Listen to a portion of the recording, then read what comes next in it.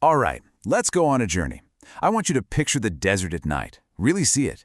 On one side, under this vast, cold, star-filled sky, you've got the camps of Ishmael. You can almost feel the wind, right? It's alive, just scouring the sand, whipping at these thick animal hide tents. And the tents are scattered. Each one is like its own little fortress, pitched far away from the next. The fires are burning. Yeah, they're burning bright, but they're burning alone. You've got a dozen islands of fierce, flickering light in this huge, untamed darkness. You can feel the power there, for sure. It's a raw, rugged, independent kind of power. Now, just shift your gaze. Off in the distance, you see a completely different kind of light. This is the encampment of Jacob. And here, the tents, they seem to be glowing from the inside out, this soft, inner luminescence. They're not scattered at all. They're arranged in this pattern of breathtaking, geometric perfection.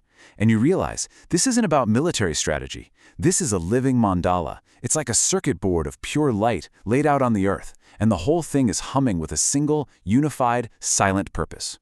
So the book of Genesis lays it out for us. Ishmael, Abraham's firstborn son, fathers 12 princes.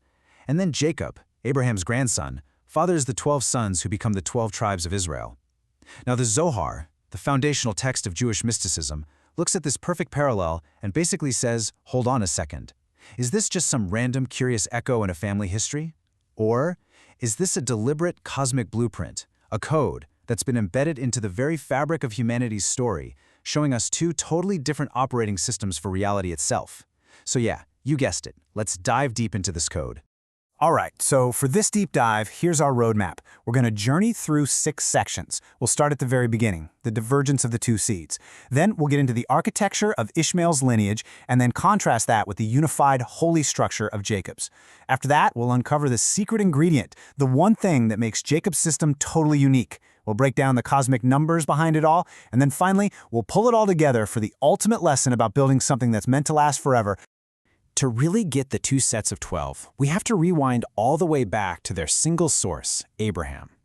Now, in the language of Kabbalah, Abraham is the embodiment of the Sephirah of Chesed. And that's usually translated as loving kindness, but I want you to think bigger, think cosmic. It's an infinite, unbounded, unconditional flow of benevolent energy. It's like a star that's just endlessly radiating light and heat.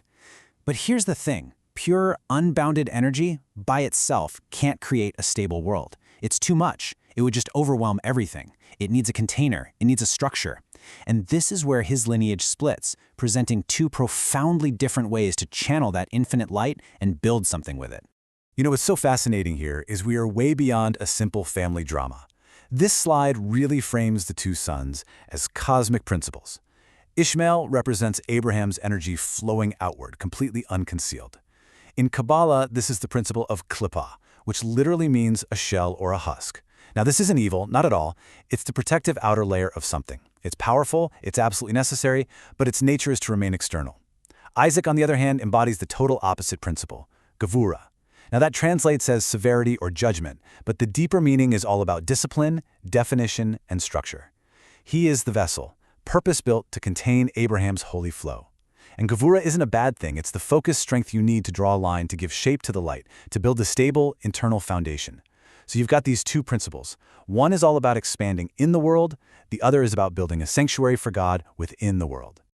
The Zohar points out that this principle of, let's call it, unrectified gevura is seen most clearly in Isaac's other son, Esau, who is spiritually a lot like Ishmael in this dynamic. They both represent that powerful but external force. I mean, just look at this quote from the Zohar Chadash. It's like a mystical diagnosis.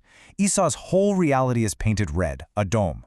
He's born red, he craves red food, his land is red. Red is the color of raw, untempered judgment, of life force that's just contained within the physical. It is pure, unadulterated gevura. But then the verse ends with the key to fixing it all. The one who will ultimately bring balance is described as white and ruddy, a perfect fusion. The white? Well, that's the pure chesed, the mercy of Abraham. The red is the structured gevura of Isaac.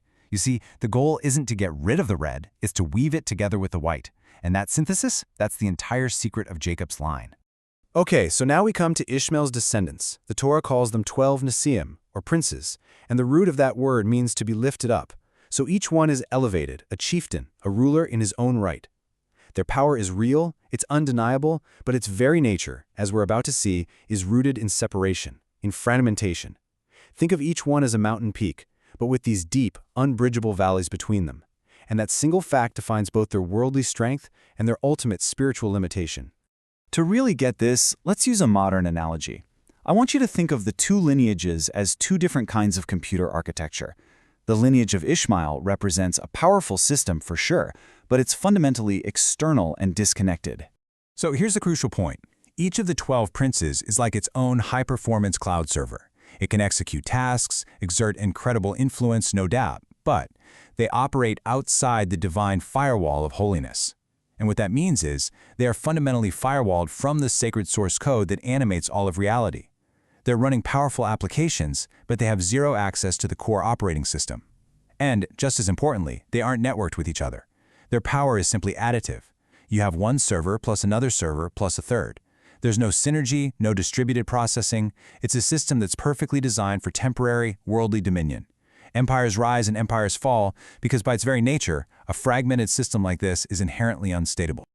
Okay, let's make that even simpler. Let's use a video game analogy. Imagine a massive, open-world game like an RPG. And out in the wilder regions of the map, the untamed areas called the desert wilds, you've got these incredibly powerful non-player characters, or NPCs. So, in this game, you've got 12 warlords, and each one is basically the end-level boss for their own zone. One controls the volcanic plains, another commands these giant sand beasts, a third is a master of the desert winds, and they are terrifyingly powerful within their own little bubble. But what's the fatal flaw in their design? They never ever cooperate. They have no concept of a guild or a party or teamwork. Their power, while it's huge, is purely self-serving and totally fragmented. Sure, they can dominate a region of the map for a little while, but their whole kingdom is brittle, and in the grand story of the game, their separate little kingdoms are destined to be conquered, one by one, when the real heroes, a unified, coordinated party, finally show up. And that, of course, brings us to the other side of this cosmic blueprint. Jacob's sons are not called princes. They're called shvatim, tribes. And the root of that word, shevet, it means a staff, a rod, or a branch. You see the difference? It's not a title of independent power. It's a description of function. They aren't 12 separate trees. They are the 12 foundational branches of a single, unified, living tree. This slide just perfectly illustrates the difference in their structure. Look at their camp in the desert. The mystics, like the great Gaon of Vilna, they explain that this formation wasn't for military defense. It was a physical manifestation of the celestial order. You've got 4 banners, each with 3 tribes, facing the 4 cardinal directions. These actually correspond to the 4 primary angelic forces in Ezekiel's vision of the Merkava, the divine chariot, the lion, the ox, the eagle, and the man. The tribes are literally the 4 limbs of a single body. And what are they all facing? The tabernacle at the center, the holy core where the divine presence itself came to dwell. They weren't just a camp. They were a living temple, a cosmic engine designed to draw holiness down from heaven to earth.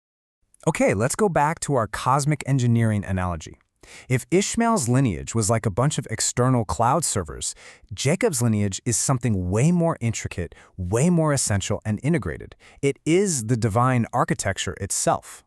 So, instead of separate servers, I want you to picture the 12 tribes as specialized circuits that are soldered directly onto the motherboard of creation. They are not firewalled from the source. They are part of the source. The divine flow of energy and consciousness, which we call Shefa, runs through them, just like electricity through a circuit. Each tribe is a unique component with a vital function. Judah is the CPU of kingship, Levi is the RAM of priesthood and memory, Issachar is the logic board of scholarship, but they are all interconnected on the system bus. If one of them fails, the whole system feels it.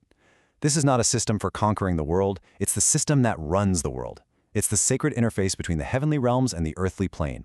This is an eternal architecture. So, what does this look like in our video game?